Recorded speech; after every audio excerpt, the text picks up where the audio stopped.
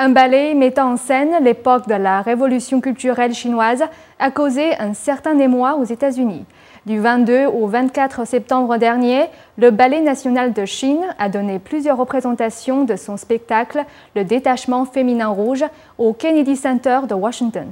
Les représentations ont déclenché de nombreuses manifestations, la majorité du public ayant reconnu dans cette mise en scène de la pure propagande communiste.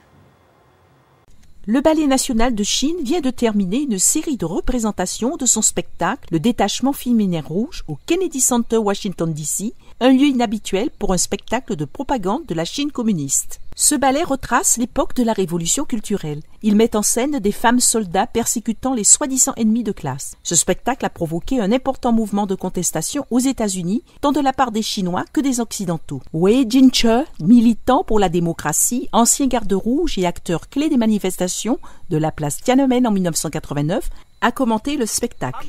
Le détachement féminin rouge est simplement une forme d'expression de propagande idéologique. De ce fait, il est impossible qu'une personne ne s'intéresse qu'à la forme artistique sans prêter attention à l'idéologie.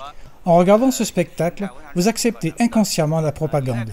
Chen Kuei, rédacteur en chef du magazine en ligne China in Perspective, confirme. Bien sûr, c'est la propagande du Parti communiste chinois. Il n'y a aucun doute là-dessus. Jeffrey Him, fondateur d'un groupe de citoyens militants non partisans, responsable de l'égalité et de la liberté, pense que ce spectacle est incompatible avec les valeurs américaines. Ce spectacle transmet un mauvais message à tout le monde, notamment sur le point de vue des Américains sur la violence et les répressions communistes.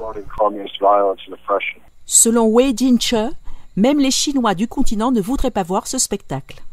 Cet incident au Kennedy Center a eu tellement de répercussions. C'est de la pure propagande. Ils n'ont même pas changé le programme. Ils présentent un spectacle de propagande de l'époque de la révolution culturelle que même les Chinois ne voudraient pas regarder. Le Kennedy Center a déjà accepté ces choses. Je pense que c'est vraiment une mauvaise situation. Selon Wei Jin-che, même les Chinois du continent ne voudraient pas voir ce spectacle. Selon les militants, si le gouvernement américain finance le Kennedy Center, ce dernier ne devrait pas promouvoir l'idéologie communiste.